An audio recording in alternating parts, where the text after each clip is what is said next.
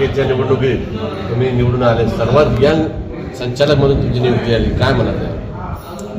खरंच खूप चांगलं वाटतंय आणि याचा पूर्ण श्रेय म्हणजे ज्यांनी मला निवडून आणलं त्या मतदारांचा आहे. त्यांनी माझ्यावर विश्वास ठेवला, त्याबद्दल मी त्यांचा सगळ्यांकडे खूप खूप आभार मानतो. तुम्ही जसं म्हणले की सर्वात यंग डायरेक्टर बॉडीमध्ये मी आहे सध्या, त्याच्याबद्दल म्हणायला गेलो तर एकच आहे, ही सगळी जी आहे जे पोझिशन मला भेटलं आहे ते सगळं आमच्या आजोबा स्वर्गीय सुरेशदादा पाटील यांची पुण्याई आहे.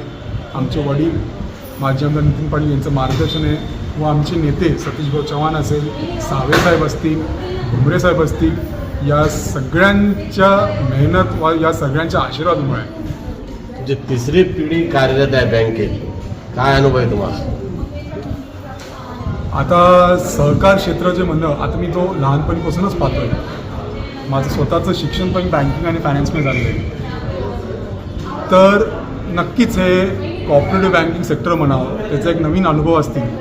पण मला खात्री आहे की हे सगळे जे ज्येष्ठ मंडळी जे माझ्यासोबत निवडून आलेले यांचा सगळ्यांचा सहकार भेटेल व या सगळ्यांचे अनुभव व या सर्वांचं मार्गदर्शनाखाली आम्ही जिल्हा बँकेत चांगलं काम करू. आजोबा खूप शिस्तीचे होते सुरेश पाटील साहेब, आता ते एक्सपायर झाले, पण तुम्ही आता गाडा चालवणार आहे, तुम्हाला कसं कोणाचं मार्गदर्शन करणार, कसं नेमकं? साहजिक आहे, त्यांची जशी शिस्त आहे.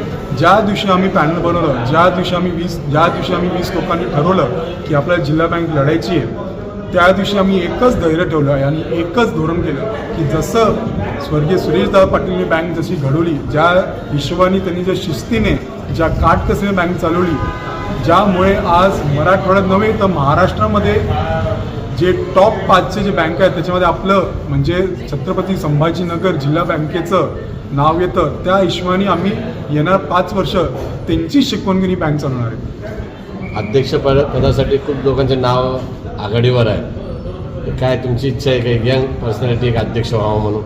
कारण बँक आणि दुसरी बाजू सुरेश पाटील हे समीकरण आहे. भविष्यात पण नेते मंडळीचं म्हणणं आहे की बाबा बघू आम्ही पाटील साहेबाच्या चिरंजीवाला देऊ चान्स.